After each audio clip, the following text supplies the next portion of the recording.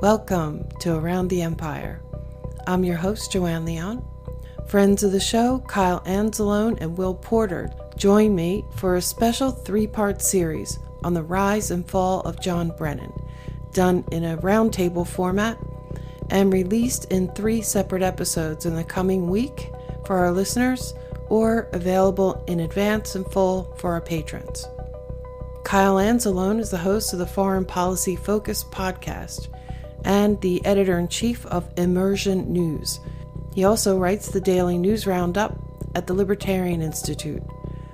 Will Porter is a freelance journalist with a focus on U.S. foreign policy and conflicts abroad. His work can be found at Libertarian Institute, antiwar.com, and Consortium News. In American political life, few officials have weathered as many storms as the former CIA director John Brennan. With a career marred by virtually endless series of scandals, Brennan's ability to maneuver himself within institutions of power has served him exceptionally well, both inside and outside the government. Brennan's decades-long tenure at the CIA presents a microcosmic portrait of U.S. foreign policy since the fall of the Soviet Union, a true exemplar of the American role in a unipolar world. His name has become synonymous with torture, regime change, targeted assassinations, drones, spying, the arming of foreign militias, and now, in the era of Trump, politicized intelligence. But that may have finally come to an end. Revelations about his role in Russiagate and the recent revocation of Brennan's security clearance could represent the final nail in a coffin that until now has simply refused to stay shut. Join us in this 3-part series, reviewing Brennan's career at the CIA, the litany of scandals tied to his name, as well as what could come next for the retired spy master. This discussion was recorded in 2 sessions on August 24th and 31st of 2018. This is part 1.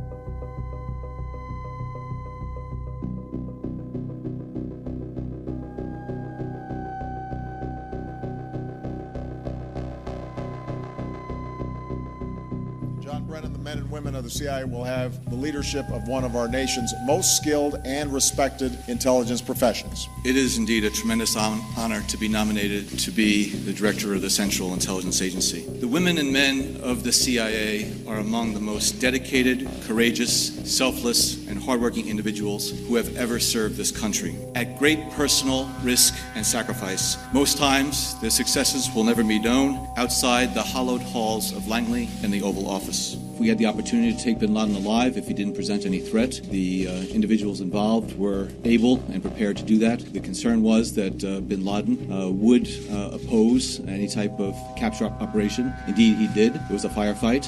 He was engaged in a firefight. Here is bin Laden, who has been calling for these attacks, living in this $1 million plus compound, hiding behind women who were put in front of him as a shield. We didn't contact the Pakistanis until after all of our people, all of our aircraft were out of Pakistani airspace. We had confidence that we had control, that IED was not a threat. It was not an active threat at that time. Back in 2012, when we were discussing, we discovered the underwear bomber, John Brennan at that time briefed ex-CIA agents who were retired. He briefed them and said, oh, don't worry, the U.S. has someone inside. We have inside control. Well, then one of these ex-CIA agents went on television and said, oh, yeah, we have a double agent and nobody needs to worry. And it's like, whoops, the double agent was still there. John Brennan leaked information that almost cost the life of a double agent. This was a very serious leak, and a very, very serious leak. I've been a prosecutor since 1976, and I have to say that this is among, if not the most serious, it is within the top 2 or 3 I've ever seen. It put the American people at risk, and that is not hyperbole. It put the American people at risk. The allegations of, CIA hacking into, Senate computers, nothing could be further from the truth. I mean, we wouldn't do that. But the CIA's own Inspector General determined the agency did spy on Senate investigators. 5 agency employees in improperly accessed committee files and reviewed some of the emails of committee staff members. President Obama, and with John Brennan himself, has been sitting down deciding who gets killed. We're exceptionally precise and surgical if there are terrorists who are within an area where there are women and children or others. We do not take such action that might put those innocent men, women, and children in danger. In fact, I can say that the types of operations that the U.S. has been involved in, that nearly for the past year, there hasn't been a single collateral death because of the exceptional proficiency, precision. He keeps saying that there are so few civilian casualties. It's just a lie. A focused effort at people who are on a list of active terrorists who are trying to go in and harm Americans. In the 6 strikes we examined, of the 82 people killed, 2/3 were civilians. I think the American people will be quite pleased to know that we've been very disciplined, very judicious, and we only use these authorities and these capabilities as a last resort. My wife, Kathy, who, like the spouses of many other public servants and intelligence professionals, has made numerous sacrifices over the years. Similarly, I would like to pay tribute to my 3 children. I've had to deal with the disappointments associated with an absentee parent. I speak for the mothers. All right. We will stop again. In Yemen, all right. Pakistan, Somalia. Please remove that CIA woman. And the Obama administration, they won't even tell Congress what countries we are killing children in. Please. We, the U.S. government, and we CIA are very, very clear in terms of the types of behaviors and actions that we will not tolerate if that type of suppression and abuse of human rights. Detainees who were subjected to EITs at some point during their confinement subsequently provided information that our experts found to be useful and valuable, and the cause and effect relationship between the application of those EITs and the ultimate provision of the information is unknown and unknowable. But for someone to say that there was no intelligence of value that came from those detainees once they were subjected to EITs, I think that lacks any foundation at all. We did some things that were wrong. We did a whole lot of things that were right, but we tortured some folks. In the immediate aftermath of 9/11, our nation ached, it cried, and it prayed. In a limited number of cases, agency officers used interrogation techniques that had not been authorized, were abhorrent, and rightly should be repudiated by all. And we fell short when it came to holding some officers accountable for their mistakes.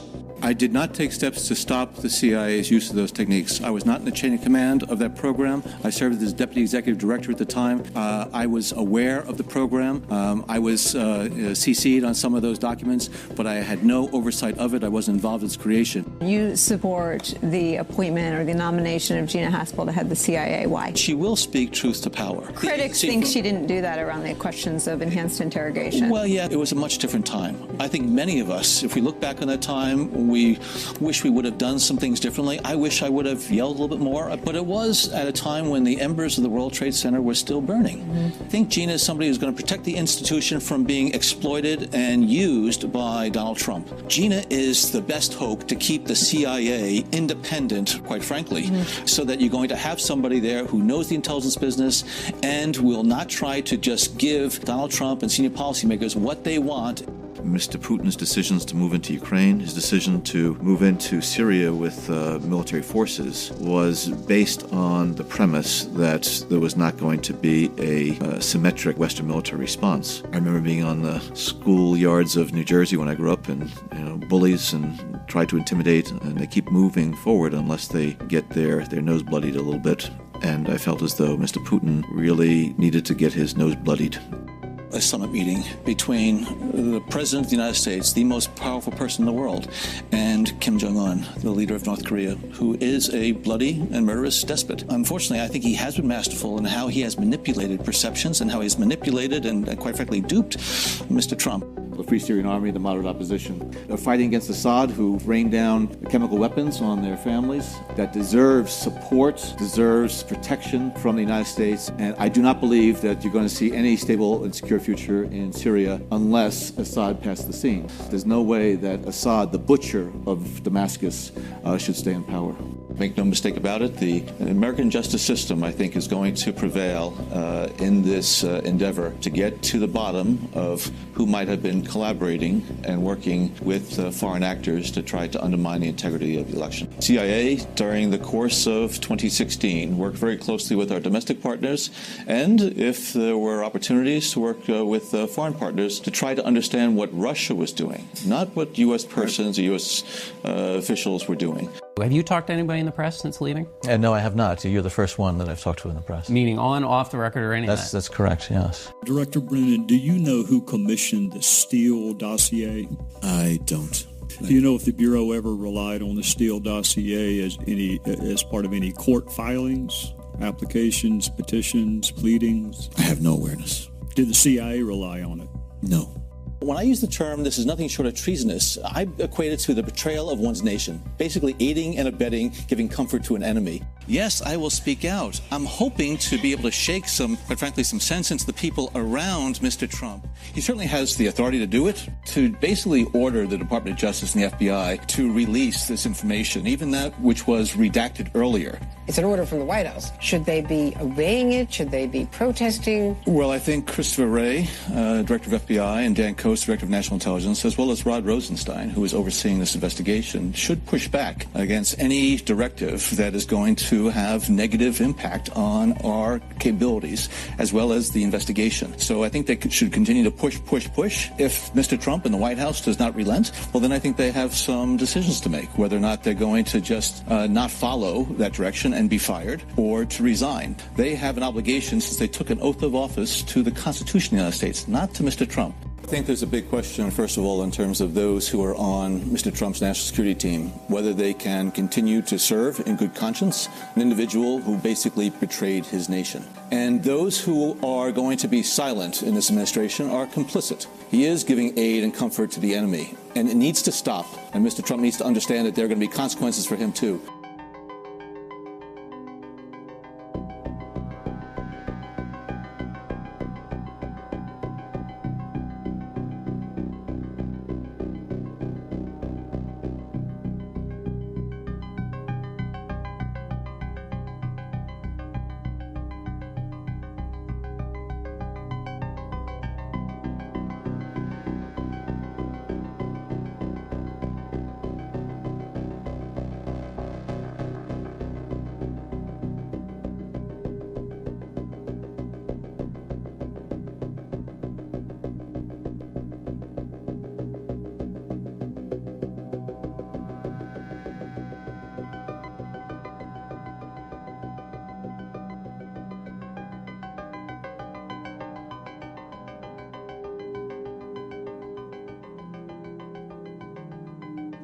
So tonight on Around the Empire, we're welcoming back Kyle Anzalone and Will Porter for another roundtable discussion.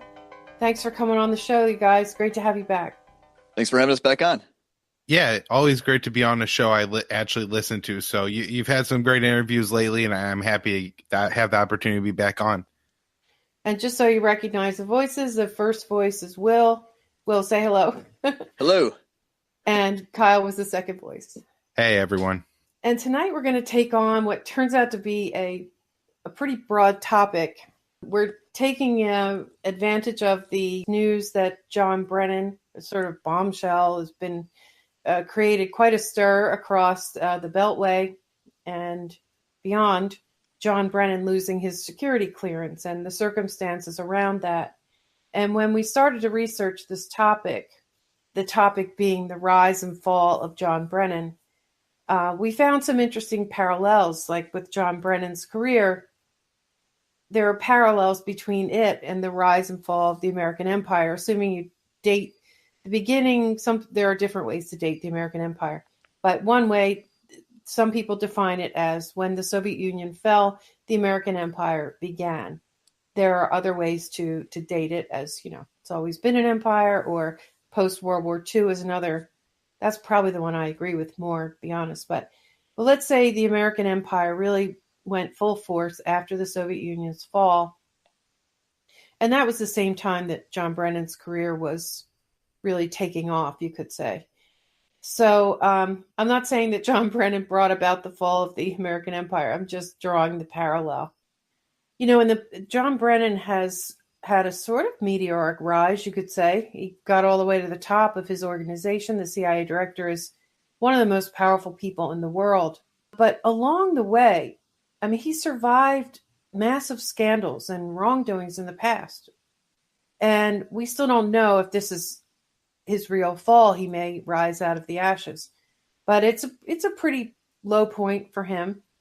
And while a lot of people from the intelligence agencies, retired intelligence people, have come forward to protest his losing his clearance, they're not exactly defending Brennan, although the media is often framing it that way. There are some big disclaimers in the statements that they have put out. And they're saying, not all of us necessarily agree with Brennan, his words or the way he said them. But they are certainly making a big deal out of the fact that his security clearance was pulled. So John Brennan's loss of his security clearance sort of began when Rand Paul went to the White House and he recommended Trump removing Brennan's clearance. Well, I told the president in private what I've been saying in public, that I think there's a great danger to having talking heads on TV who are ex-CIA agents and still have classified clearance.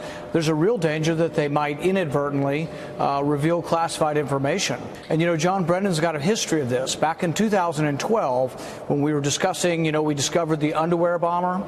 John Brennan at that time briefed ex-CIA agents who were retired but still had top secret clearance.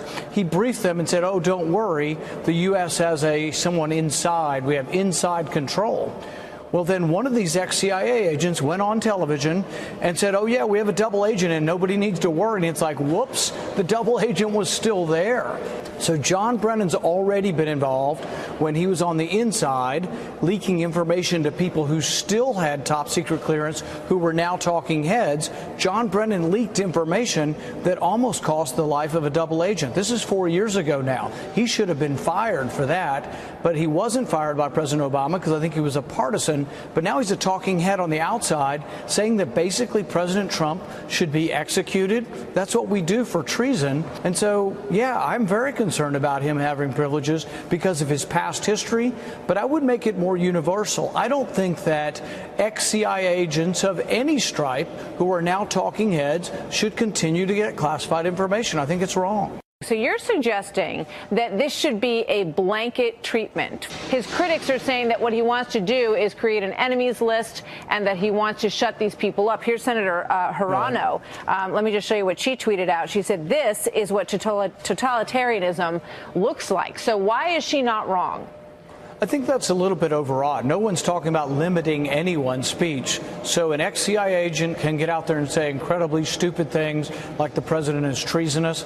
Yes, no one's going to stop John Brennan from saying that. No one stops him from taking millions of dollars to say such horrendous things. But should he still get classified information? I mean, I would think that, if you're a soldier or you're the head of the CIA, basically you have allegiance to the commander-in-chief. The commander-in-chief makes decisions. If you don't like them, you can resign, but he's no longer in government. He should not be getting classified information. I would probably have it as a universal policy that when you leave, the only time I can think of a reason why you would want to keep this would be in a transition when you're still briefing people and you're sitting down with the next administration. I would probably just go one step beyond and not let any retired officials go on television that still have classified security clearance. I think there's a great deal of resolve because I don't think we should reveal secrets to people who are calling the commander-in-chief treasonous. I don't think there's many people in America who are going to disagree with that judgment, that we would continue to give secrets to a person calling the president treasonous. So I do think that the American people are going to agree with him on this. And I would probably just go even further and say that really ex-CIA agents once retired should no longer have top secret clearance. You remember also that John Brennan was involved with hacking into the Democrats' computers when they were doing the research into torture and waterboarding. They illegally, and he eventually apologized, not before sort of lying at first and saying that they didn't do it.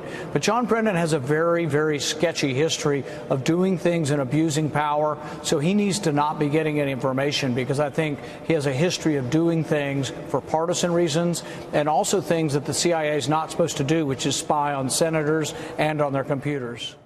Does anybody remember 5 or 10 years ago when people retired from the CIA, they might go on television, but they sort of act like statesmen. They acted like retired statesmen, and they would weigh in on affairs from 60,000 feet. But you didn't have them saying, rah, rah, rah, vote Democrat. You didn't have them calling the president words like disgusting and disgraceful. No, absolutely not. And so this is so over the top that something's got to be done, and these people do not need to be privy to secrets, because they might be using these secrets for partisan purposes. They are nakedly partisan, and John Brennan should not get anywhere within 10,000 yards of the government. He should have a restraining order. What I would do is probably try not to make it individuals. Sometimes it's better to have a policy that doesn't have a name, that basically says those who are retired lose their clearance. People saying, oh, no, there's not going to be democracy. When did President Trump come out against democracy or voting? I mean, these things are so over the top. I mean, most Democrats in Congress were for engagement with Russia under President Obama. Now, to a person, they act as if you're anything short of wanting war with Russia, that you're not doing enough. Every day they want new sanctions, this and that. And it's like, do they not remember that even though Reagan called the Soviet Union an evil empire, he sat down with Gorbachev and he didn't hurl epithets at Gorbachev? They had a reasonable conversation. And because they did, we had nuclear arms reductions, and it was a huge step forward for world peace.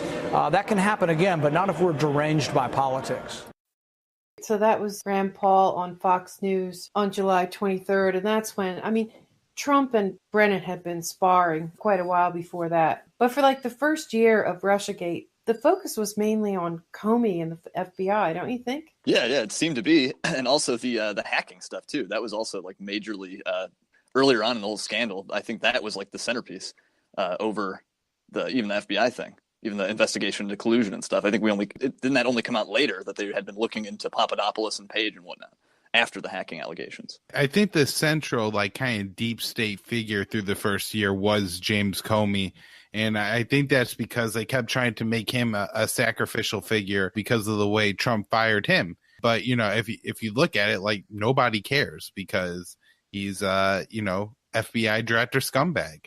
And so, maybe as he's faded out of the picture, and he wrote his book, right, and nobody really cares still, and that hasn't been enough to go after Trump. And so I'm guessing it's likely that this is just kind of the new figure that the deep state is trying to throw out there. I remember being surprised that Brennan's name wasn't mentioned more often, because I always saw him as the man who was at the center of the Russiagate scandal, Russiagate conspiracy. I don't know even how to characterize it, but Rand Paul, he says a bunch of things in there. But, I wondered, was he just doing this to sort of get out in front of this to help Trump so it doesn't look like it was Trump's idea, or, what triggered this? But what he says at the end there is like, hey, remember Reagan and Gorbachev? And, that led to reducing nuclear weapons and, the kind of thing that could lead to world peace. And I get the sense that, and, of course, Rand Paul is, he's probably one of the only members of the Senate who seems to actually want to get us out of these wars and be sort of anti-empire.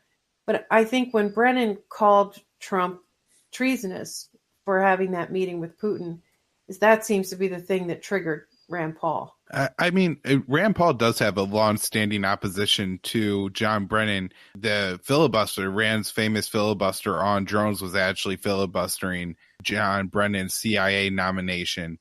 And Rand Paul was, I think, the only Republican senator that actually understood the scandal at Benghazi and that really tried to push that, what covert action was going on in Libya. And I think got stonewalled by some clearances and a mysterious illness that Hillary Clinton had around that time that delayed all those hearings and stuff. But he wasn't the Republican senator type that was out there just complaining because apparently they didn't send reinforcements fast enough to the consulate in Benghazi. But he was pointing out the fact that, well, it looks an awful lot like what we're doing there is supporting the rebels and shipping them over to Syria, something that was exposed in the Seymour Hersh article, The Rat Line, where that he showed that what the United States was doing at the time was taking fighters and weapons from Libya and shipping them over to Syria to help the insurgency against Assad. And I'm sure that's something that we'll talk about quite a bit during this episode, since John Brennan was such a central figure in both of these cases here. Right. I don't know how many people really know about that either, which is pretty interesting. When I started, we talked about doing this episode and we did some research and we structured it into the way we're going to do this episode is we're going to talk about key events related to Brennan's rise in the CIA. And, then the Russiagate seems to have been the thing, the last straw, if you will, or the thing that really led to his downfall. And there are quite a few big scandals that he was involved in, or that he was either directly responsible for or played a leading role. But sort of the thing that seems to just to be the key turning event or the pivot event is Brennan's reaction to the Trump-Putin meeting in Helsinki. That seems to be the peak where things really changed. And just in case someone hasn't heard about this, I can't imagine that you haven't heard about this. John Brennan at 11:52 a.m. on July 16th, 2018, which would have, I think, been immediately after Trump and Putin had that press conference. John Brennan tweeted out this. He said, "Donald Trump's press conference performance in Helsinki rises to and exceeds the threshold of high crimes and misdemeanors. It was nothing short of treasonous. Not only were Trump's comments imbecilic, he is wholly in the pocket of Putin. Republican patriots, where are you? Question mark, question mark, question mark." And that sort of changed everything. I would maybe just comment that, on what your remark, that perhaps the treason remark is the thing that actually prompted Trump to revoke the security clearance. I think that's actually pretty plausible, as opposed to Rand Paul being the impetus for that. Okay. Rand, because Rand has some opposition to Brennan historically, we know that. But how much sway does Rand really have over Trump? Does when Rand wants Trump to do things, Trump just does them. So I think Trump would have definitely had to have some pre-existing reason for wanting to revoke that clearance, and Rand maybe just kind of coordinated with him. Right. Yeah, I think that's a good way of putting it. I think Rand's position there, and I don't know if this was coincidental in that this is just both what the guys want to do, or if it was orchestrated by one or the other. But by Rand Paul coming out and saying it, being a senator, I do think it probably gave Trump a little bit of clearance to go ahead and do it without getting too much of a reaction. Having Senator Rand Paul, who's a fairly prominent senator. Everybody knows who he is. He kind of represents a voice of the American political spectrum. And for him to come out and say it probably did help to give Trump that clearance. And like I said, I don't know, maybe Rand Paul went to Donald Trump and said, "Hey, you should do this. I'll get out in front of you and say it first to give you the clearance to do it." Or if Donald Trump called Rand Paul to ask. But either way, I think the important thing here is that that has been stripped, and that they did use the opportunity where Brennan did absolutely go off the rails and say that Trump was guilty of treason. And I'm sure we'll discuss the Maddow interview later, and he's kind of won't stand firm to the treason statement, but he also won't walk it back. But if you read the tweet, it's clear. He said, gives the definition of treason and then says Trump is meeting it, and that he's in the pocket of Vladimir Putin, which, is right there, his case for treason. So I'm not sure how he kind of, is getting away with not owning up to that comment. And I was actually surprised at how much Maddow pushed back on him on it and kind of was like, "Yeah, but you did say it a little bit." And he was just kind of bumbled on. She didn't really hold him to it, but she did, I think, ask him a second time. Anyways, I guess the point being here is it's interesting, though, that while, this does represent probably the low point for Brennan, he's out of the government now. Even a lot of the other intelligence community people are, saying that, well, it's not really treason. And other than like kind of the hysterical hashtag resistant types who, just see anything that's like impeach Trump or Trump is treasonous or Trump and Putin are lovers. And, they all buy into that kind of thing. So, I think they're the only ones that are probably really buying into this like whole treason charge. And so I think it does describe Brennan a little bit, although I will just add that at the same time, I think the thing we're going to talk about next is all of Brennan's dirty laundry, which is absolutely massive. Like every terrible thing that's happened since the fall of the Soviet Union, Brennan seems to have either like been around or been a part of it. And as time goes on, I think we see that he takes a larger and larger role in the terrible things that are happening. If this is a scandal that ultimately people know him for, well, maybe this is something that he could recover from.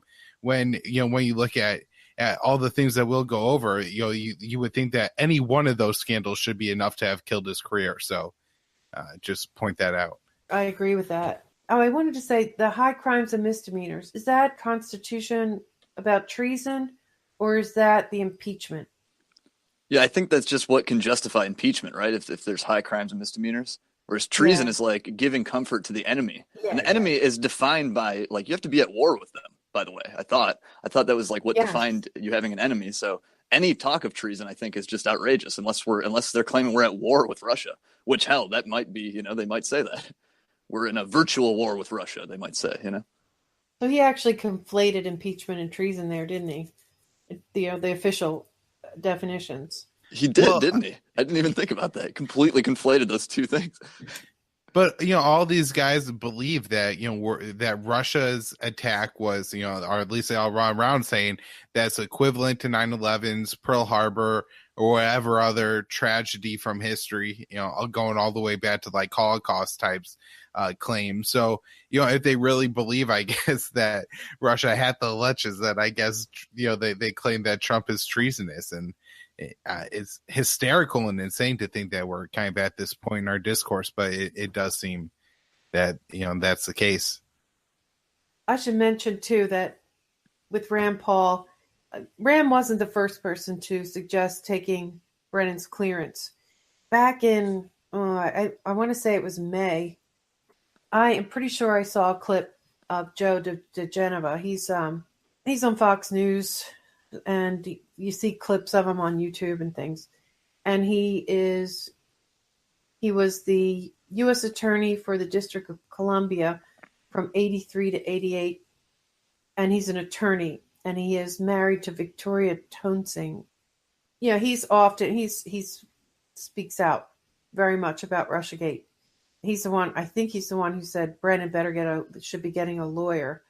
But yeah, he mentioned pulling his clearance, and some of the other strong defenders of Trump have mentioned this. So Rand is not the first one, but when Rand Paul said that, that's when that caught my attention. That's when I thought it might actually happen. So it was actually August 15th when Brennan had his security clearance pulled. So it took 3 weeks. It was 3 weeks between Rand Paul and the actual pulling of his clearance. So that accusation of treason may have been the turning point, or may indicate Brennan's final fall, if you will. Yeah, like several intelligence people have come out and sort of said, like, we don't quite, like, I think Clapper specifically said that he doesn't back that allegation of treason. However, a bunch of intelligence people have come out and tried to show some kind of solidarity with him, like the former JSOC guy, I think his name's McRaven. Yes. He ran a lot of drone strikes and all kinds of crazy stuff in I think Afghanistan. But he came out and said, I would be honored if you revoke my security clearance, Mr. President, and all this stuff. So you can tell they're trying to kind of maintain some distance, but also show some solidarity with him. Yeah, some of them have been more supportive of Brennan, him as a person and his career, than others. Others are just saying, look, we can't politicize security clearances. And I think that wave of people protesting this action by Trump, I frankly think that most of them were just worried that it's going to be more widespread. Because if you notice what Rand Paul said, he was saying that it shouldn't be just an individual. There shouldn't be a list of people, and we shouldn't individually pull security clearances. We should just make it a policy. And I imagine that caused quite a panic because, I forget who said it, but a security clearance is worth something like $100,000 in DC, or there's 5 million people with security clearances. So it's not like it's a super special thing, but it's worth money, right? It's money, it's influence, you get on the media. And I think one of the big things is that if you talk to somebody on the inside who's still working for one of the government agencies, there'll be less risk. And John Brennan actually mentions this in the interview with Maddow. Like, they're going to be very reluctant to talk to him if he doesn't have a clearance, right? Because now it's against the law. Now it's leaking classified intelligence to someone who doesn't have the authority to hear it. Right. I'm sure it's a very big deal to, just maintain those connections and those relationships, as you said, to be able to have those conversations, even if, those conversations you're not like bringing to a company or bringing to the media, staying in that like clique, I'm sure is valuable. And then too, as you're pointing out, it's worth money. You could go and get on boards of companies, and your security clearance, is profitable to them just, by you being able to access and receive intelligence. And then more obviously, if you work for the military, not only does it give you status, and then you could go on there and be like, I have security clearance. So even though you say blah, blah, blah, blah, blah, I know for reasons that I can't tell everyone that that's a bad idea. The mainstream media, the legacy media sites, I think really enjoy having that voice because it allows them to not report things and to not do hard journalism, but at the same time, dismiss anybody who challenges them. And so whenever you have alternative media sources putting out really good information about what's going on in Syria or Yemen, for example, well, they could say, well, we have, this guy with security clearance, and he says that Iran is backing the Houthis, and we know they're giving them missiles. And well, he can't tell us how we're doing it because he has the security clearance and you don't. But this is kind of the type of cover that they always use. And so I'm sure it's very profitable to everybody involved there. And nobody likes getting their paycheck taken away. I'm sure there's a lot of people who this is kind of like a pension. You know what I mean? Now you retire, you got your security clearance, and that's extra $50,000 or $100,000 a year you now have. And if you have somebody like Senator Rand Paul who's running around saying that I'm going to take away like half or so much a percentage of your income, you're not going to be very happy about that. And so I'm sure there's a lot of people who are going to express solidarity with John Brennan for that reason, just from the political, in personal economic reason. But it is very interesting that I find that nobody is really interested in defending the Trump is a traitor claims. Even then, everybody's like, yeah, Almay's a kook. I even read Mark Thesson, of all people, was saying, yeah, that's not accurate. Trump isn't treasonous. And John Brennan was making a joke of himself. So who was that, Mark? Mark Thesson, he's a kind of Republican neoconish hawk. He's at the Washington Post, I think. He's a horrible columnist there. Just in terms of the clearances, yeah, I mean, you have all these like retired officials running around like self-aggrandizing. You have James Clapper. I think he's on CNN now. He's one of their like paid sources and analysts, the former DNI. And now you have Brennan, who's also now on the payroll of MSNBC. And so I find like they're certainly it's worth money and power and influence and stuff, but also worth like prestige and celebrity and stuff too. And these are human beings after all. So I think they kind of care about that as well. Yeah, it's really important, that point about how we assume that they know more, and they can use that whole tactic of just alluding to things. And yeah, there are a lot of reasons why it's worth keeping. And I mean, you can kind of see Clapper doing it in the Maddow interview. Like, he doesn't have his clearance now, but he's still claiming to like kind of be privy to all this information. But then when he's pressed on it, I don't really have anything.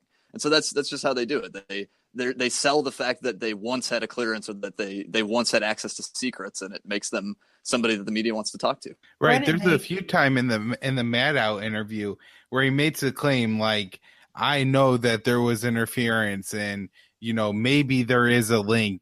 And he says things like that, but because he could also at the same time throughout the interview say, well, I can't say that because of my job, it gives the illusion that the only reason he's adding the maybe is to kind of, for his security clearance type reasons.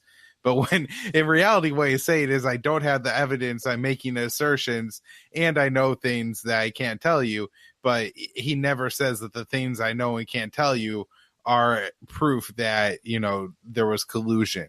Yeah, and the surprising thing, there are a number of surprising things that happened with this. Like, most of these people have been lashing out at Trump for 18 months now, right? They've made no secret about the fact that they don't like this guy and they criticize him a lot. But this time, it seems to have changed. I mean, they still are saying that President Trump cannot politicize, it can't take away people's clearance for being critical or for, speaking, for their free speech. But you also get the sense that they are pretty mad at Brennan. And I don't know that for sure. I am drawing that conclusion on my own. But the fact that the reaction to his treason accusation was, it does seem like it changed everything. And now when Rand Paul starts saying, well, we got to pull all their clearances, that's good. I think that reaction was like, who do they blame for that? Do they just blame Trump, or are they also blaming Brennan?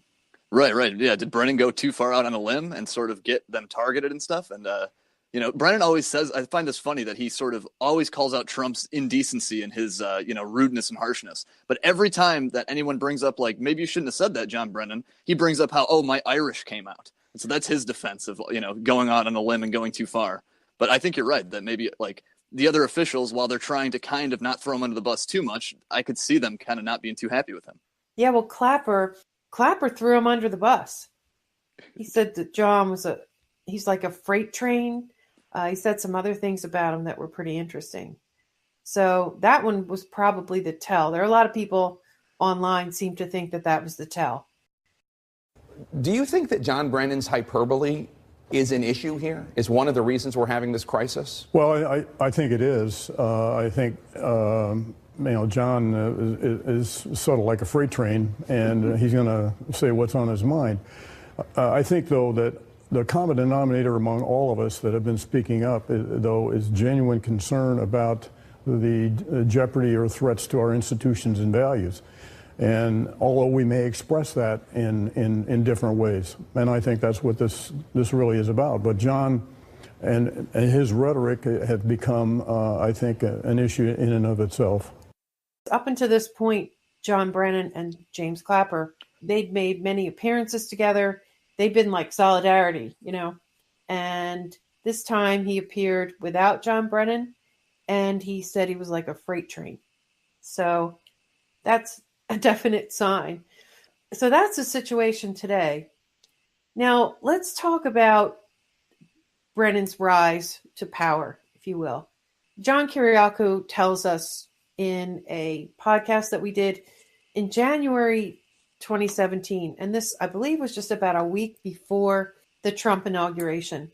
And John Kiriakou, for those who don't know him, he's an ex-CIA agent. He's a whistleblower. He actually went to jail for revealing some things about the torture program. But he knows John Brennan very well. He says he's known him for almost 30 years. I'm sure you've seen him in interviews and in different events. He tells us a lot about Brennan's early career, or at least John's early career when he first encountered, and the years he worked with John Brennan. So let me play a little bit of that episode 6 of Around the Empire. I've known John Brennan for 27 years. I've never liked John Brennan. John Brennan didn't like me. I had no respect for John Brennan, but he does have an interesting backstory, and he has very, very good political skills. John Brennan was, when I was hired in January of 1990 in the CIA's Directorate of Intelligence, that's the analytics side, John was a mid-level manager. John did not get along with his supervisor, who was really a legendary figure in CIA analysis. She was extensively published. She was well known around town. They didn't like each other. And John went to her and asked for her support in his bid to enter into the CIA's Senior Intelligence Service. That's SIS, that's the executive levels of the CIA. She told him that not only would he never be in the Senior Intelligence Service, but she didn't even want him working for her anymore, and he was fired. So when you are forced out of a job at the CIA, you have 6 weeks to find another job. And if you don't find a job in those 6 weeks, you are actually fired. So John immediately began pounding the pavement looking for a job. Well, this was around Christmas time. And jobs normally open up in the summer. There aren't many jobs open at Christmas time. So finally he ended up going to the President's Daily Brief staff, the PDB staff, and said, look, I really need a job. And as it happened, there was one job open, and that was to be the PDB briefer for the lowest ranking person entitled to a PDB briefing. And that was the Director of Intelligence Programs at the National Security Council, who at the time happened to be George Tenet. So John and George immediately hit it off. They're both big, loud, ugly, cigar-smoking alpha dogs. And they hit it off. John would go to the White House, give the briefing. There used to be a cigar shop over on 17th in Pennsylvania. Both of their wives had forbidden them from smoking, so they would go over there and smoke, and then they'd split up. Well, then, of course, George becomes the deputy director of the CIA. He promotes John several times. John becomes deputy director of the office I was in. Then he becomes the senior CIA officer in country in Riyadh. Then he becomes George's chief of staff. And then finally, deputy executive director of the CIA, which is the fourth ranking position in the CIA. Needless to say, John's old boss on the analytics side, he very quickly forced into retirement. So John was the number 4 in the CIA and then became head of what was then called the Transnational Terrorist Information Center. It was meant to be a standalone bureau. It later became the National Counterterrorism Center. And then the Bush presidency ended in 2008. Well, at the CIA in 2008, everybody took a side. Half the people went to John McCain. Half the people went to Hillary Clinton. But one went to Barack Obama. And that happened to be John Brennan. And that's how John Brennan became a star. You know, he was supposed to be named CIA director in 2009, but progressive groups jumped up and down and said, wait a minute, this guy was the number 4 ranking guy throughout the Bush administration's torture program. And he wants us to believe that he didn't know there was a torture program? Come on. I was sitting in that room too, and I remember John Brennan being there. Right. There's no way he didn't know about that program. No, of course not. Now, he was not one of the creators. He wasn't one of the designers or the implementers, but he was in on it. So John wasn't able to become CIA director in 2009. He had to wait for 4 years and then became CIA director. Now, a lot of people have been asking me why he would even respond to Donald Trump's attacks. And my answer, I think, is very simple. Because John is like any other political animal in Washington. He knows Donald Trump's not going to be president forever, but maybe John's going to be the Secretary of Defense in the next Democratic administration. Maybe he wants to be the Secretary of State. Maybe he wants to become the CEO of Halliburton. Who knows? But he's playing the hand that he's been dealt, which is quite a strong hand. I think John Brennan has decided that the notion of Russian intervention is going to be his hammer that he's going to hit Trump with. All right? So, and I wrote about this in the article too, the reader-supported news article. So Brennan has come out and said there was Russian intervention. We have this dossier on top of the Russian intervention. Take my word for it. Well, my God, everything that comes out of John Brennan's mouth is a lie. So why in the world would we take his word for it? I say in the article, the CIA told us they weren't torturing. That was a lie. The CIA told us there were no secret prisons. That was a lie. The CIA said that they weren't taking people to this dungeon in Afghanistan called Salt Pit. That was a lie. The CIA said that they weren't collecting metadata on American citizens. That was a lie. John Brennan personally said we didn't hack into the Senate's computers. That was a lie.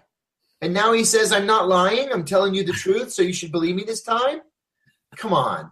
People are stupid, but they're not that stupid.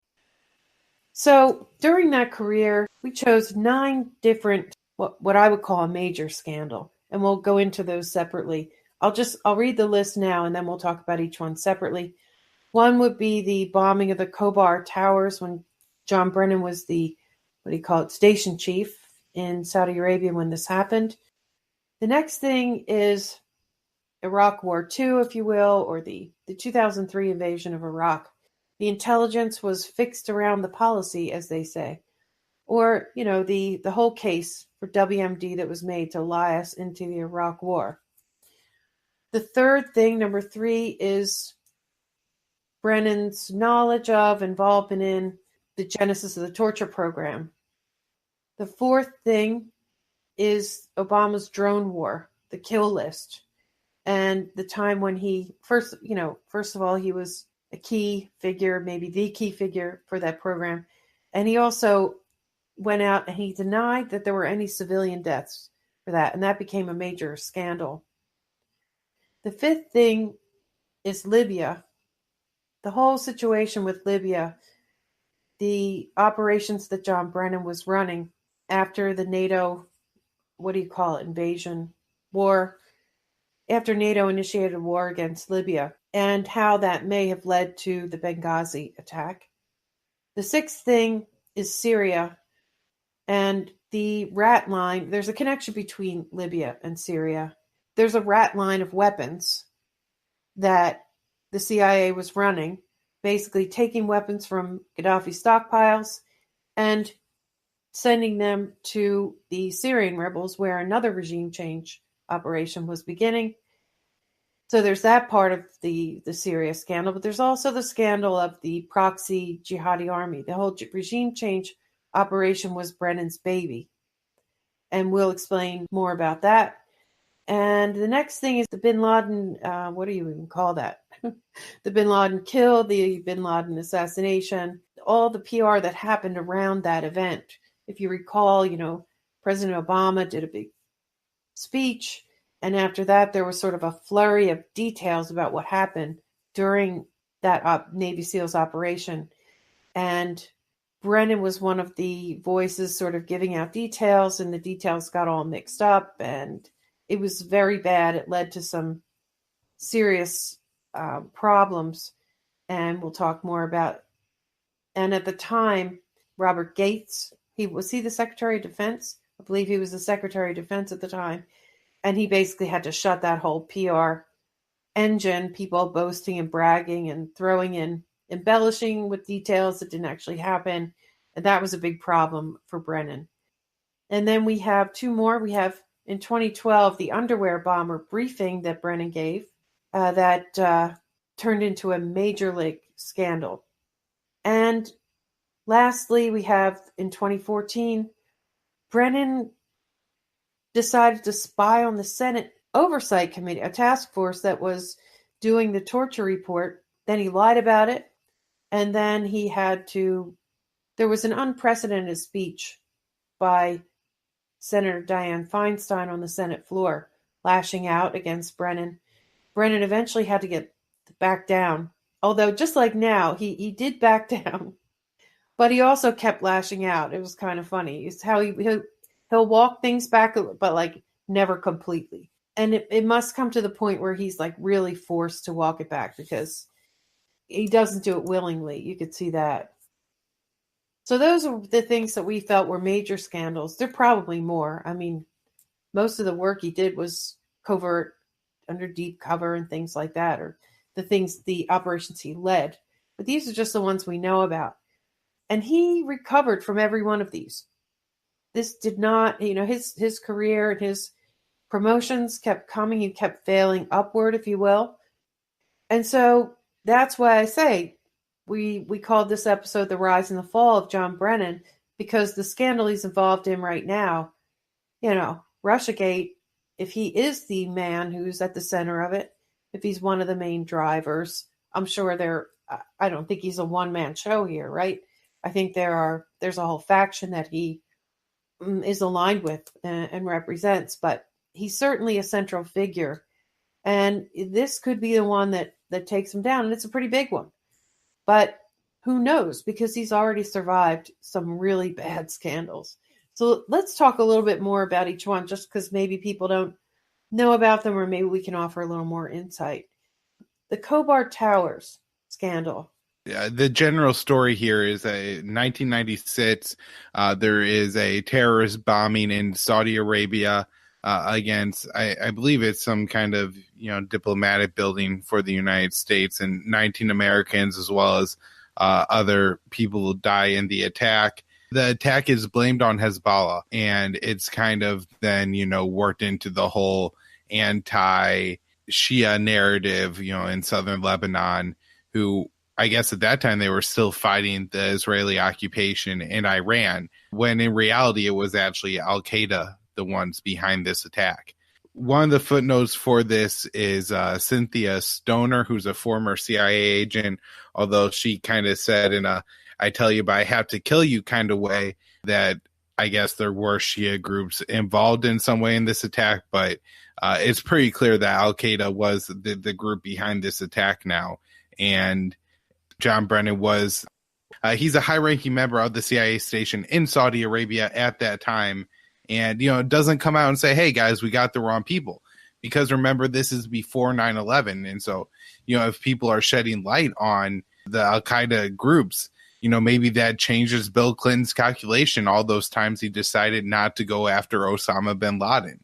And so, potentially here, it's the cowardice of John Brennan that doesn't lead to some kind of action against Osama bin Laden a lot earlier on in this whole thing. But definitely, you see time and time again, just for political influence reasons in the Middle East, the Shia groups take the blame even for the Sunni radical jihadist terrorism. Yeah. As I understand it, that was sort of like Brennan. The bombing of the Khobar Towers happened under his watch while he was, I think, the station chief of the Riyadh CIA station in Saudi. But also his role in helping to push sort of the idea that it was Shia groups and Hezbollah behind this instead of like bin Laden's set. It's not so much you can blame the attack on him, but it happened on his watch, and then he helped to kind of spin it in the aftermath. Yeah, that's a really good point, that had there been honesty about who the culprit was, there may have been more operations against Al-Qaeda and whatever. 9/11 may not have happened. And really the most important, the job of the CIA, or at least one of the main, I think why the CIA was created, was to give the president honest intelligence, or the best intelligence there was to be had, and from all sides. So it also was sort of, if he played a key role in misrepresenting who actually did that attack, it sounds to me like it was violating the whole mission of what the CIA is supposed to do, and the effectiveness of the president as commander-in-chief, all the policymakers, everything.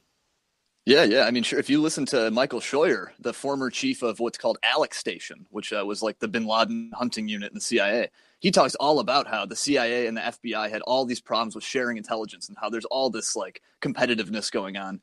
And so it doesn't seem like they are I think this is all going on during Clinton too, but it does not sound like the CIA is first and foremost interested in identifying, Sunni militant groups like Al-Qaeda. Seems like there was a lot more going on at that time. Yeah, I've heard some of the things about Michael Scheuer. He's out there, but yeah, he's kind of a kook about some stuff, but he's got some valuable insights, I think. He has some interesting things to say about Brennan, especially. So the second major scandal is the lead up to the Iraq War, and basically helping to lie this country and many other countries into that war, which was all later exposed. And Brennan seemed fairly unscathed by that. But, there's the famous slam dunk comment from George Tenet. And at that time, let me look, just make sure I'm telling the truth. Brennan was Tenet's right-hand man at the time, wasn't he? Let me see. He was the chief of staff. In March 2001, Brennan was the deputy executive director of the CIA. And then in 2003, he became the director of the new Terrorist Threat Integration Center. So it sounds like he was deputy executive director in that time. So how could he not have been involved in how could he not have known, right, that was cooked up intelligence?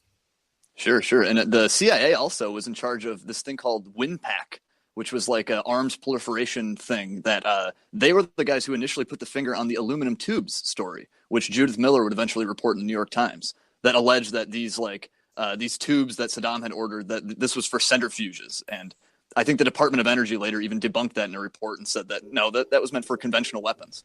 But that all started with the CIA. So they helped they were the genesis of some of those claims. I think some people try to claim that the CIA was sabotaged by Cheney and the Office of Special Plans and the neoconservatives who were pulling off a foreign policy coup, as Wesley Clark put it. But I don't think that bears out, does it? I mean, I think the Office of Special Plans was massively important in cooking up a lot of the talking points, because they were just basically digging through, as Scott Horton says, digging through the CIA's dumpster with no aid of an analyst or anything, just grabbing these tidbits. So I think the OSP, the Office of Special Plans, was very important, but I don't know if you could just say that they were at complete loggerheads with the CIA, that they were complete adversaries. I mean, the slam dunk is pretty hard to, I think some people have pushed back on that and said, oh, that's not what he meant. But I mean, who knows? Well, Tenet, I think in his own memoir or something, says that, oh, that's not what I meant. But that seems kind of self-serving to me. I haven't read his memoir, so I don't know. Maybe it's compelling his explanation. But yeah, I don't know. But the point is that Brennan was in an extremely high level position at the time when this intelligence was being served up. I don't know how that can't qualify as a major league scandal, right? We all know where that led. But as far as I know, Brennan didn't suffer much for that. I mean, Tenet resigned. And in 2005, I mean, things were really starting to come apart in 2005. If I remember right, that congressman from Pennsylvania, that's sort of when the tide turned. New York Times, November 19th, 2005. And it's, in retrospect, it's one of those, I think it was one of those turning points. Yeah, the New York Times reported it November 19th, 2005, and the title is Uproar in the House as Parties Clash on Iraq Pullout. Republicans and Democrats shouted, howled, and slung insults on the House floor on Friday as the debate over whether to withdraw the American troops from Iraq descended into a fury over President Bush's handling of the war and a leading Democrats' call to bring the troops home. The battle boiled over when Representative Jean Schmidt, an Ohio Republican, who's the most junior member of the House, told of a phone call she had just received from a Marine colonel back home. Quote, he asked me to send Congress a message. Stay the course, Ms. Schmidt said. He also asked me to send Congressman Murtha a message. The cowards cut and run. Marines never do. Democrats booed and protested and shouted Ms. Schmidt down in her attack on Representative John P. Murtha of Pennsylvania, a Vietnam combat veteran and one of the House's most respected members on military matters. They caused the House to come to an abrupt standstill, and moments later, Representative Harold Ford, Democrat of Tennessee, charged across the chamber's center aisle to the Republican side, screaming that Ms. Schmidt's attack had been unwarranted. You guys are pathetic, yelled Representative Martin Meehan, Democrat of Massachusetts. Pathetic. The measure to withdraw the troops failed in a 403-3 vote later Friday night. The rancorous debate drew an extraordinary scolding from Senator John Warner, the Virginia Republican who heads the Armed Services Committee. Quote, today's debate in the House of Representatives shows the need for bipartisanship on the war in Iraq, instead of more political posturing, Mr. Warner said in a statement.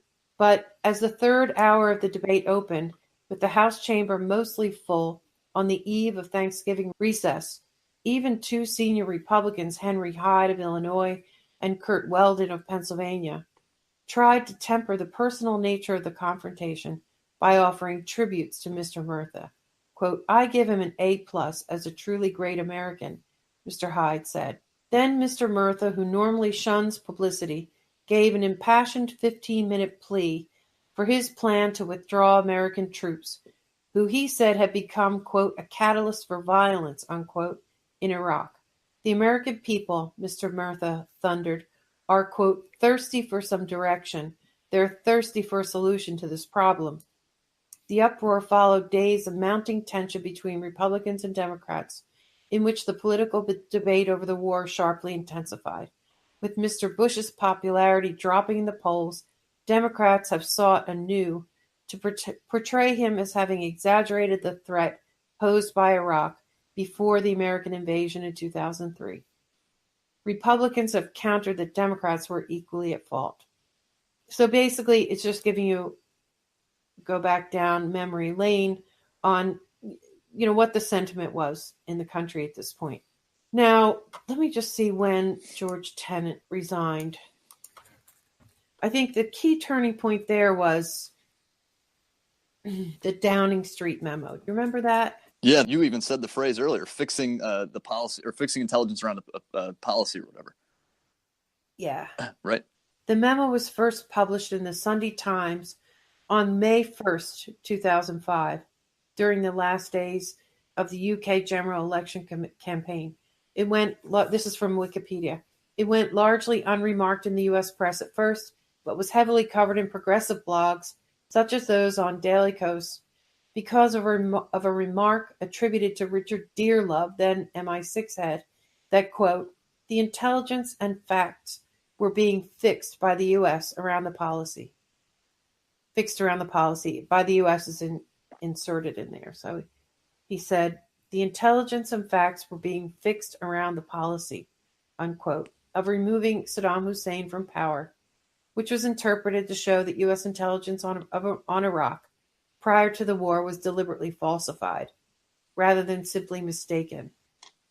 As this issue began to be covered by the American media on 12 May 2005, Washington Post, 13 May 2005, two other main allegations stemming from the memo arose: that the UN weapons inspection process was manipulated to provide a legal pretext for the war, and that pre-war airstrikes were deliberately ramped up in order to soften Iraqi infrastructure in preparation for the war, prior to the October U.S. Senate vote permitting the invasion. So, we just take all this for granted now, but, there was a time, it took a while for this to catch on. And the American public, I think everybody knows now, right, that we were lied into the Iraq war. Like, that's not even disputed, is it? I would hope so, or I'd hope not. I hope not in dispute. I'd hope people know that. Yeah. So occasionally you got like a Rush Limbaugh type saying, no, they found chemical weapons there. But, we all know the story behind that. So, yeah, it's a lie. And anybody who's ever going to admit it has admitted to it. And it was raucous, too. I mean, Slam Dunk was, everybody was using that as it was a meme before we had memes, right? Before internet memes became a big thing. Slam Dunk was definitely a meme. And George Tenet, he was in office. Wait, director. Okay, so he left in July 2004. And Brennan left. Well, he became the director of the National Counterterrorism Center. So he had like his whole own gig there going. He was the Orange Terror Alert guy. Remember the color-coded terror alerts and all that. And then he left, and I think you guys were saying that what he did at his private company was pretty much the same thing he'd been doing at the Counterterrorism Center, whatever. Yeah, or at least heavily related, not completely. Matrix and things like that. Exactly, yeah. He left in 2005. And at the point that he left, the tables had really turned, I think, on the Bush administration. So somehow he dodged any responsibility for that. The number 3 thing we have is the torture program. That didn't really catch up with him until Obama was elected. So Brennan was slated to he was supposedly Barack Obama's pick for CIA director, in 2009 when Obama took office. But as John Kiriakou told us in that interview, there was just too much opposition. And you have to remember in 2009, from like 2005 to 2009, there was a big progressive wave. It was an anybody but Bush time. There was the hope and change. There was a lot of, in 2006, the Democrats took the House and the Senate. And when Obama took office, they had control of the House and the Senate and the White House. People still thought that he was going to be different. And, he wasn't willing to stick his neck out, or they didn't think they could get Brennan confirmed. So you could say that maybe he did pay for this one a little bit. The torture program, that's probably the thing that he took the biggest hit from up until now. And as Kiriakou said, he was in some of the meetings, and Brennan wasn't an architect, but he claimed, I think early on, he claimed that, he wasn't even aware, he had no inside knowledge about it. Later on, he said something like, I always opposed it, but I never told anybody that I opposed it, something like that. I never spoke out about it. I think he did go that far. I guess I'd just echo something you said, that like this finally is something where he didn't just completely skate by. He didn't just, have no repercussions from it. Rand Paul filibustered his Senate confirmation excuse me. I think I'm mixing up. Actually, he filibustered again. Yeah, it happened exactly. Again. Later. Yeah, Brennan withdrew his own candidacy for the first time around. However, that was because of the sort of pushback and flack he was getting because of the torture and other stuff he was associated with under Bush. So I think it's interesting that, that one little bit of reprisal that he faces, it really wasn't much, though, because he comes right back and ends up, in a high position anyway. He wasn't very popular with the Democrats back then. It's interesting how he's now like the leader of the resistance, or one of them. Well, right. It's like everybody's forgotten the torture program on both sides of the aisle now, because look who, is now CIA director, Gina Haspel. Like the torture program is no longer contaminating her name. And so I guess like the time scope on what Americans will care about a crime is 10 years or so, because, now that the torture program is over, nobody really seems to care about it or wants to hold the guilty party as responsible. I mean, really nobody's, other than John Kiriakou, has taken any fall for this whatsoever. And, we I guess John Brennan hit a little hiccup in the road here, but I think the next scandal we'll get into kind of shows that even though he wasn't CIA director, it's not like this was really a career setback for him and what he was able to do in the Obama drone wars and with the drone program. Yeah, I remember that filibuster because at that time I was still I wouldn't say a diehard Democrat. I was a dissenting Democrat, because it had become clear that, Obama was going to be more of the same, and the hope and change thing was a shtick. Either that, or the inertia, or the foreign policy establishment was just never going to let him do any of the things he wanted to. I'm still not quite sure what the mix is on that. I think both are true. But at that point in time, there was a lot of almost the same kind of thing you're seeing right now, the Bernie versus Hillary crack in the Democratic Party that was already showing itself back then.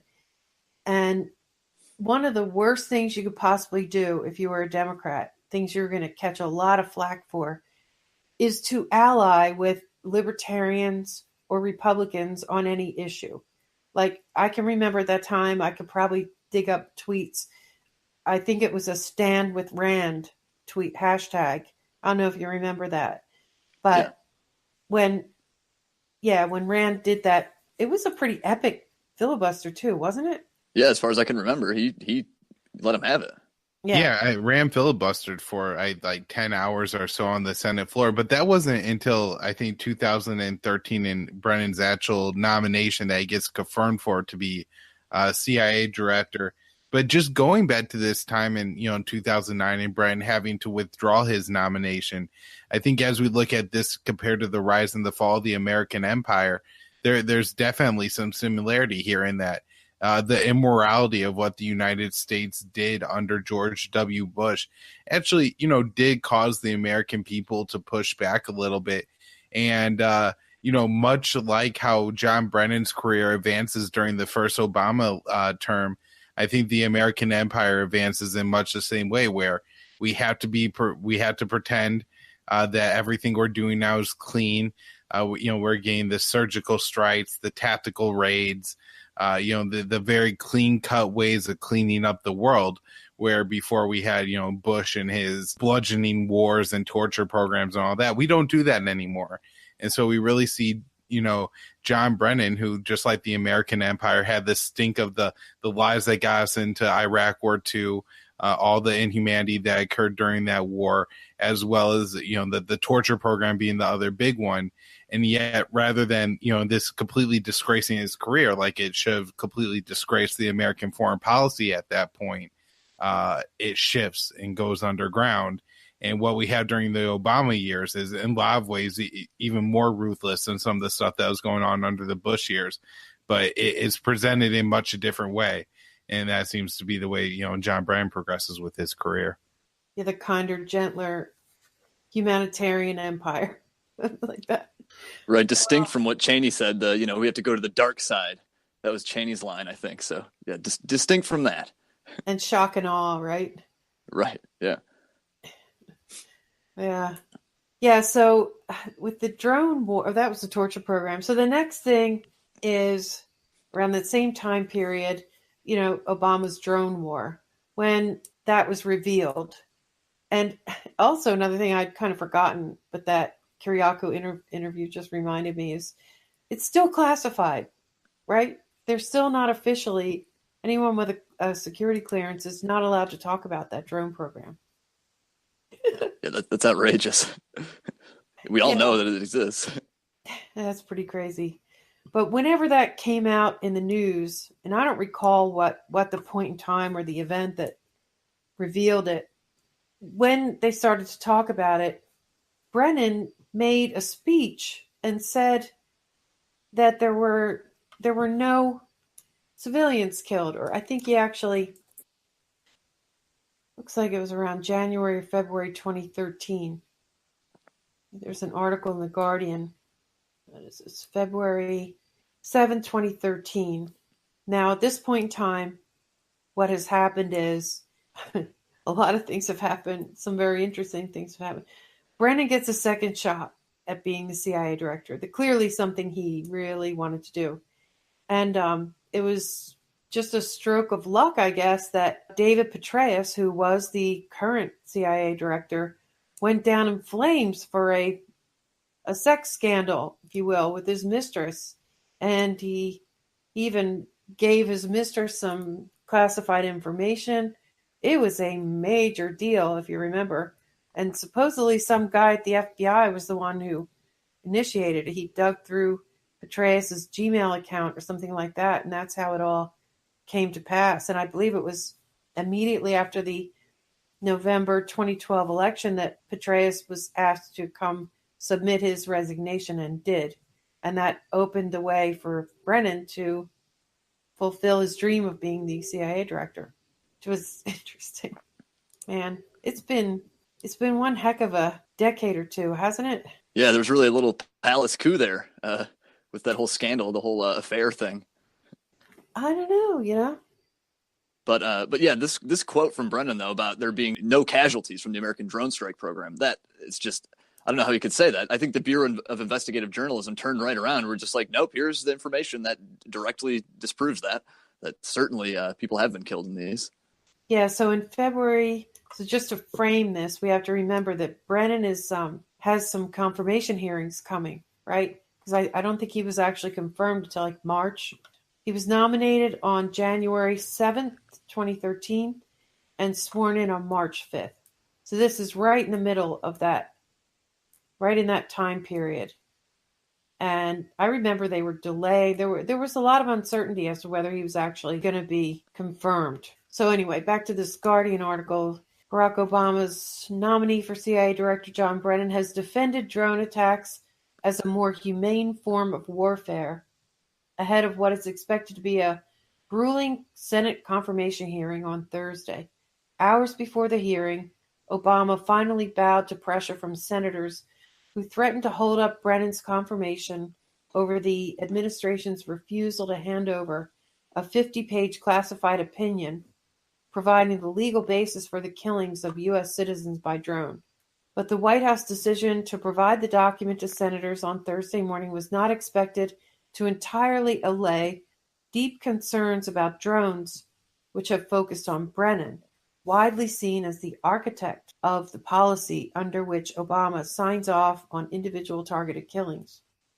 Brennan was also expected to face tough questioning on a range of other issues, from his past support for torture of alleged terrorists, although he has publicly opposed waterboarding, to whether the CIA has become too militarized.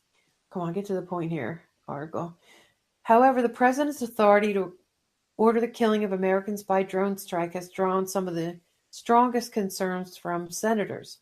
11 senators wrote to Obama earlier this week demanding that he share the legal rationale for the killings or risk seeing Brennan's confirmation blocked.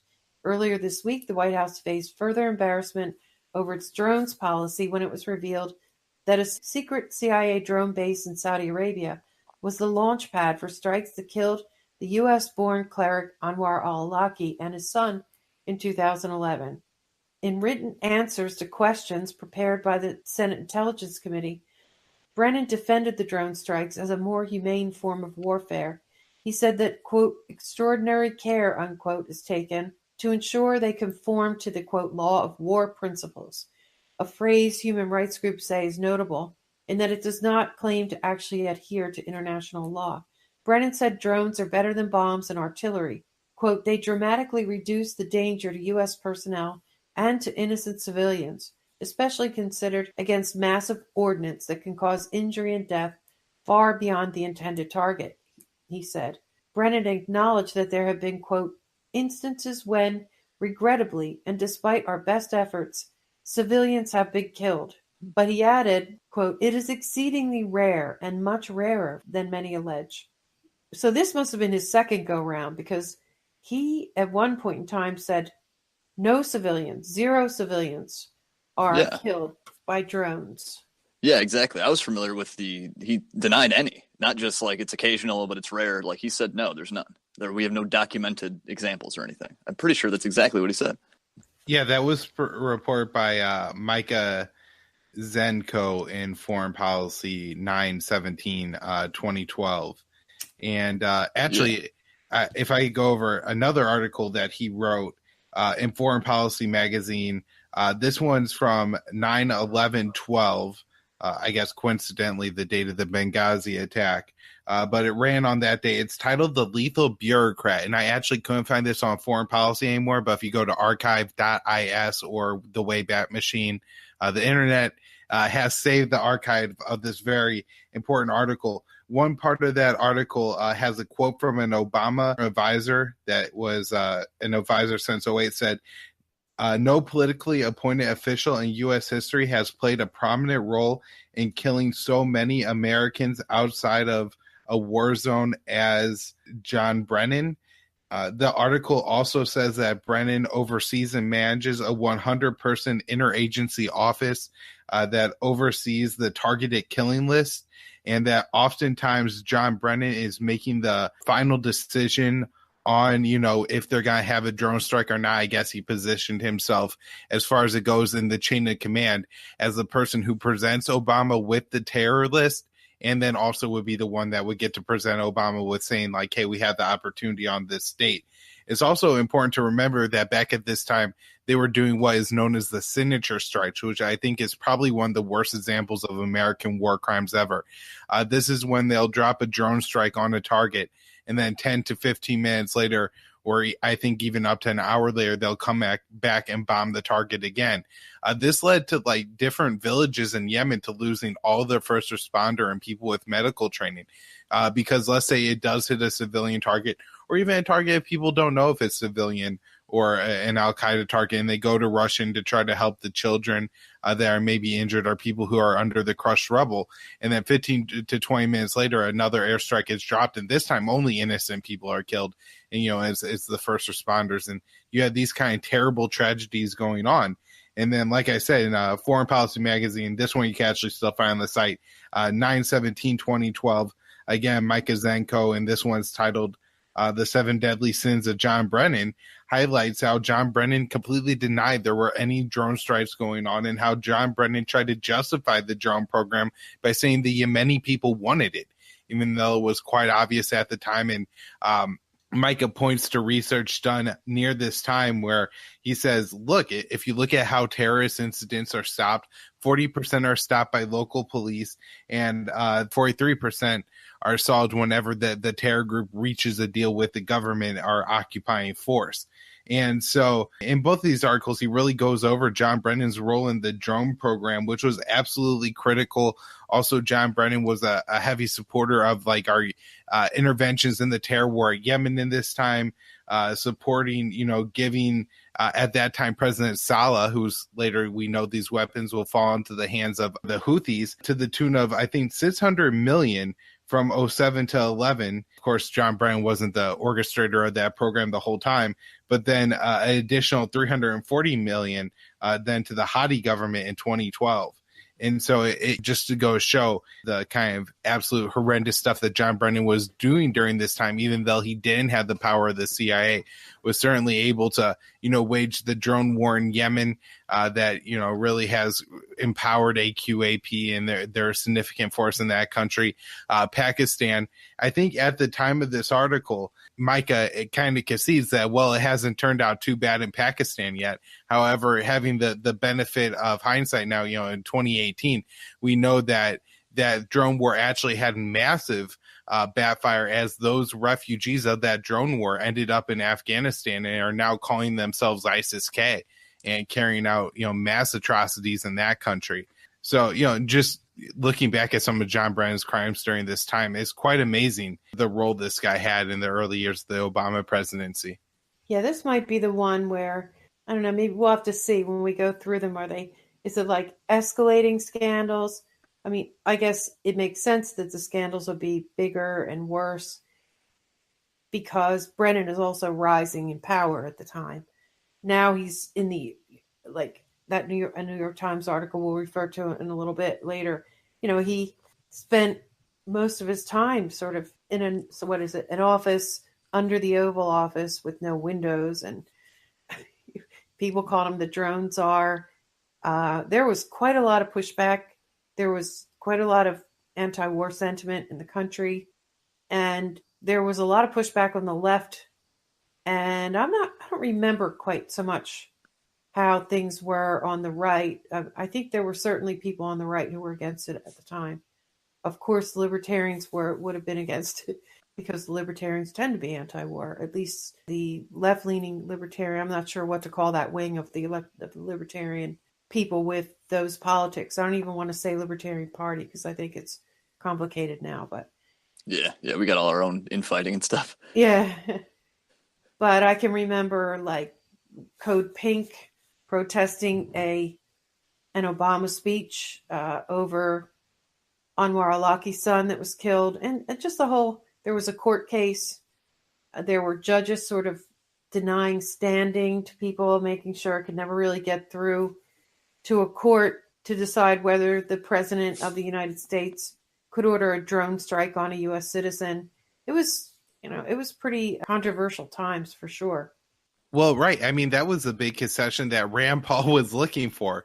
In 2013, filibustering the Brennan nomination was that he wanted to make sure that I think he wanted either Brennan or Obama to kind of like sign like a memo or to like concede that they do not have the authority to target American citizens within the United States with drone strikes. That was a big concession that Rand Paul was looking for, is no, kind of executive anti-terror strikes within the United States.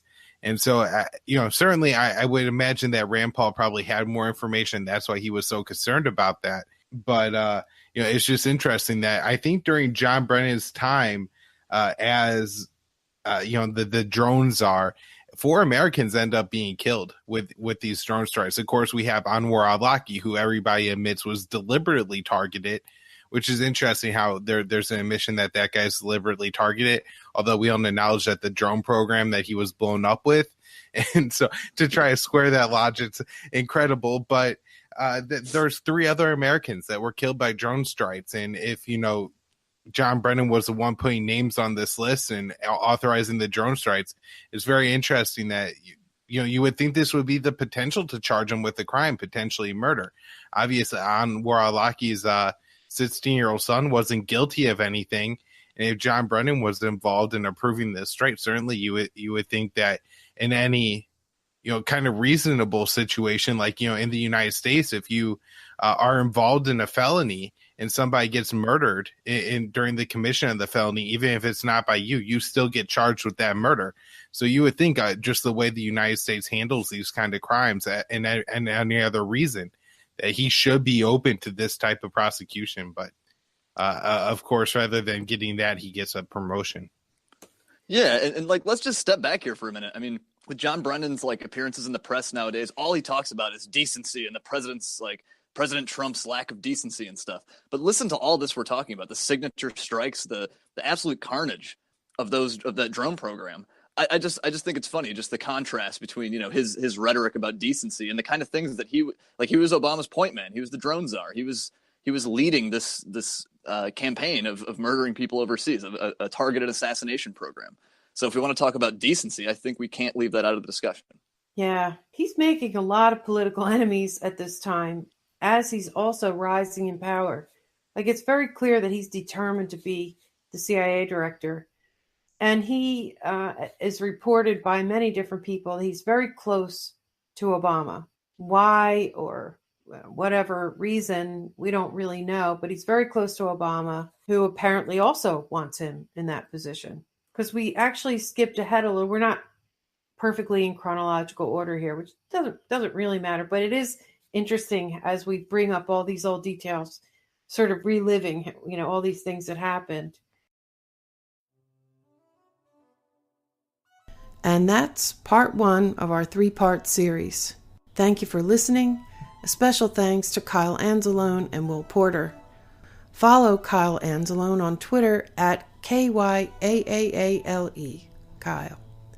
Subscribe to his podcast, Foreign Policy Focus, and find his work at immersionnews.com, libertarianinstitute.org, and also support him at patreon.com/foreignpolicyfocus. Follow Will Porter on Twitter at WKPANCAP. Find his work at Libertarian Institute, antiwar.com, and Consortium News, and support him on patreon.com/WKPjournalist. The Around the Empire podcast is independent media, brought to you with the help of our generous donors. You can pitch in at patreon.com/aroundtheempire, or do a one-time donation on our website, aroundtheempire.com. Follow us on Twitter at Around the Empire. It helps a lot if you hit the subscribe button on our YouTube channel. That's free, because then it's possible to get revenue for the channel via live streams with a super chat donations capability after we get 1,000 subscribers, and we're not there yet. Also, use the thumbs up icon to like the individual videos. Subscribe to our podcast on iTunes, Apple Podcast, or on your preferred radio podcast app. Note that we're now on Spotify and iHeartRadio, and we were just added to Google Play Music as well, so you can find us there. If you like the podcast, take a minute to leave a nice review. It really helps. And lastly, please like our page on Facebook. And we'll see you next time. Take care, everyone.